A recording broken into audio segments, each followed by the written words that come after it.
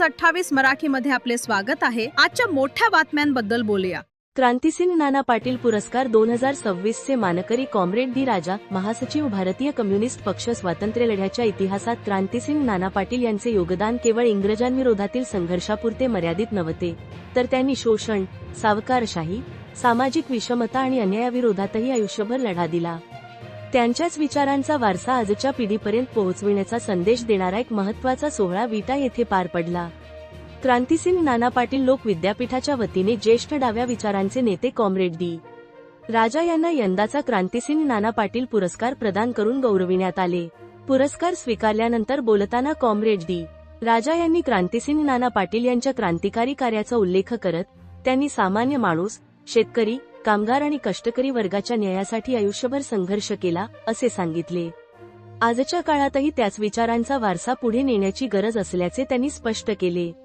देशात वाढत चाललेली सामाजिक विषमता, जाती आणि धार्मिक ध्रुवीकरण याबाबत चिंता व्यक्त करत संविधान, लोकशाही आणि सामाजिक सलोखा टिकवण्यासाठी सर्वांनी एकत्र येण्याचे आवाहन त्यांनी केले।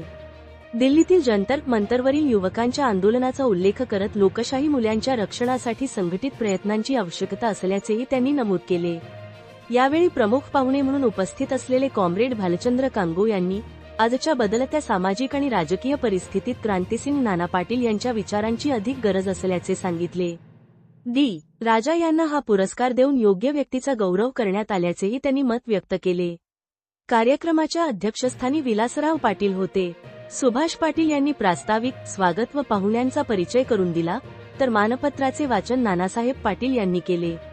कार्यक्रमाचे सूत्रसंचालन, संस्थेचा अहवाल आणि संपूर्ण नियोजन विद्यार्थ्यांनी प्रभावीपणे सांभाळले। विजय महिंदे यांनी आभार मानले। या सोहळ्यास सुभाष पाटील, भाई सुभाष पवार, सुभाष लांडे, स्मिता पानसरे, बाबूराव गुरव, व्ही.वाय. पाटील यांच्यासह विविध क्षेत्रांतील मान्यवर आणि मोठ्या संख्येने नागरिक उपस्थित होते। क्रांतिकारी विचारांचा वारसा जपण्याचा निर्धार, सामाजिक न्यायाचा संदेश आणि लोकशाही मूल्यांचे संरक्षण करण्याचे आवाहन अशा आशयपूर्ण वातावरणात क्रांतिसिंग नाना पाटील पुरस्कार सोहळा उत्साहात संपन्न झाला। इंडिया न्यूज 28 पुणे विभाग प्रमुख दिलीप गायकवाडची रिपोर्ट। 2000 पासून आपण एक क्रांतिसिंह पुरस्कार वितरित करता आणि प्रत्येक वर्षी एक नवीन व्यक्ती निवडता। या वर्षीच्या 2026चा पुरस्कार यांना द्यावा आपल्याला असं का वाटतं? याच्या मागची पार्श्वभूमी काय?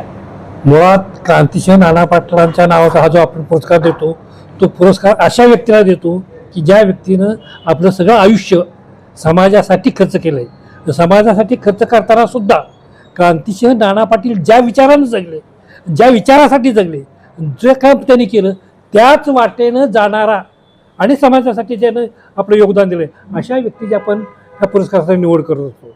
डी राजा त्या परंपरेतले आहेत।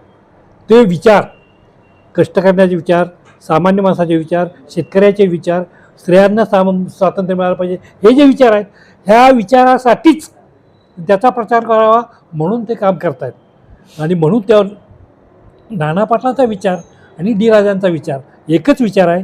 त्यासाठी त्यांनी समाजासाठी काम केलेलं आहे, आपलं आयुष्याचं योगदान दिलेलं आहे, म्हणून आपण त्यांची निवड केलेली आहे। यांचे पूर्वज वंशज पण क्रांतिकारी। I am greatly honored by receiving the Nana Patil Award.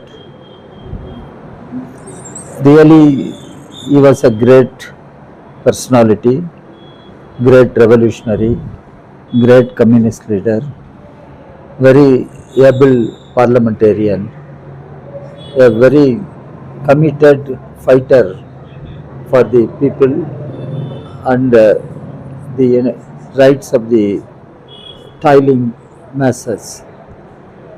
This year the trust has decided to give me that award.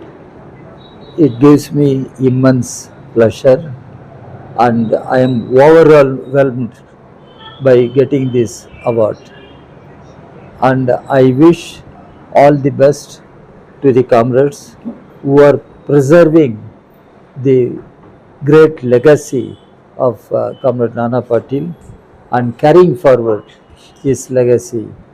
And my very overwhelming appreciation the way they involve the young people, young children in learning as well as in getting good values to become very good citizens of this country.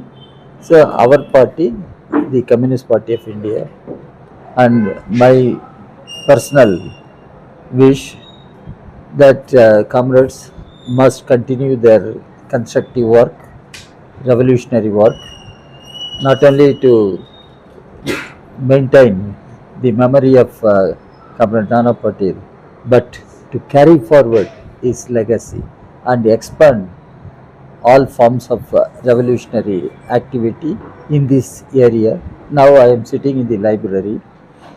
It is a good thing having library, and library can emerge and remain as a center of knowledge for students and youngsters. And I congratulate those organizers who are looking after this library, and I congratulate all comrades who are working and serving the people and the country on the path laid by Comrade Nana Patil.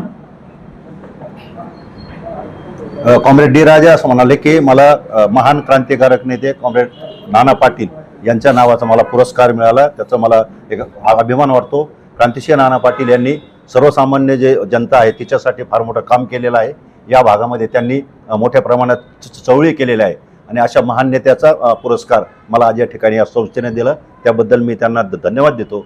मी ज्या वाचनालयामध्ये या ठिकाणी बसलेलो आहे ते सुद्धा आणि सर्व लोकांनी कार्यक्रमामध्ये बघितलं की लहान मुलांपासून तर सर्व ज्येष्ठ नागरिकांपर्यंत या पुरस्कारामध्ये सहभागी झालेले होते आणि सर्वांच्या समक्ष हा पुरस्कार मला मिळालेला आहे.